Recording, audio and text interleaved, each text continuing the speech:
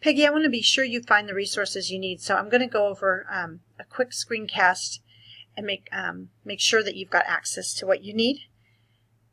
I started at the Round Rock site and I went to library.roundrockisd.org. That's our library services page. If you go to Research Resources, the first thing you may need if you're working from home is you may need password, username, and password.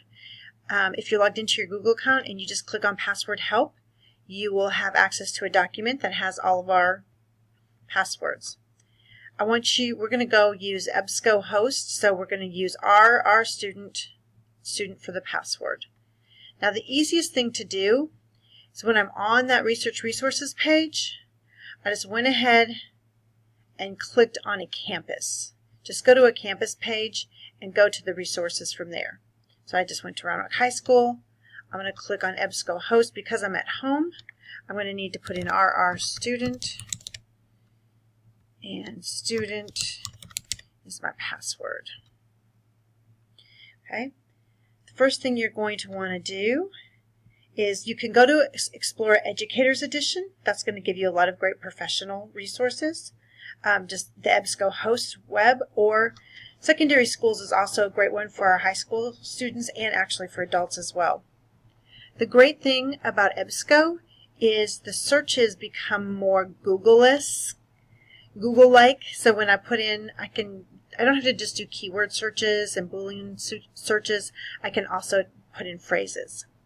But let's say you wanted, you can see that there are already some standard things like current issues. But I'm going to say educational journals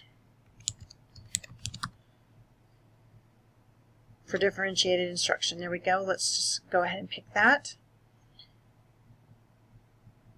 And I'm going to have magazine articles. There should be, no results found.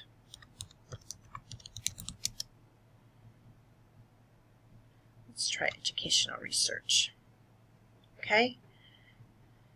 You're going to get full text articles, as you can see, from academic journals. But over here on the side, I can always take my searches. I can look for full text only, peer-reviewed, and make sure that I'm limiting my search to only those items. And you can see there are lots of results. I like the PDF full text when it's available. Then it's as if you're reading the magazine. Let's back up just a little bit and go ahead and go to that Explorer Educators Edition.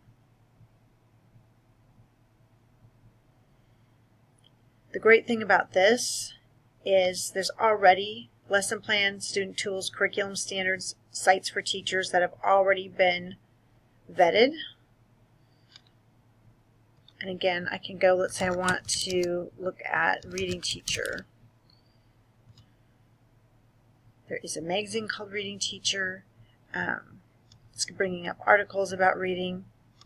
Again, I can say I just want academic journals. I can look at reviewed things, full text. If I don't want peer-reviewed, I'm probably going to get even more now. You can see now I've got 13,000 things to look at. But this is definitely a great source for you. And the other place is Gale. What I love about Gale is it's going to search all of these databases at once when I go in and put in my search term. Let's just try education. It may want a password since I'm working from home. But it's going ahead and doing a little. Okay. So I've got all kinds of full text articles. I can download them. I can save. What's awesome about many of our databases, if you sign in with your Google account, now I'm signed in, I can bookmark things. I can highlight them right there on my page. Okay, I can get the URL. I can bookmark something if I need it. And if I go to an actual article, the very awesome thing is now I've got all these tools to save it on my Google Drive, to download it on my computer, save it to a folder I want, print, email it, and even send it through Google Classroom. I hope this is helpful. Let me know if you have any additional questions.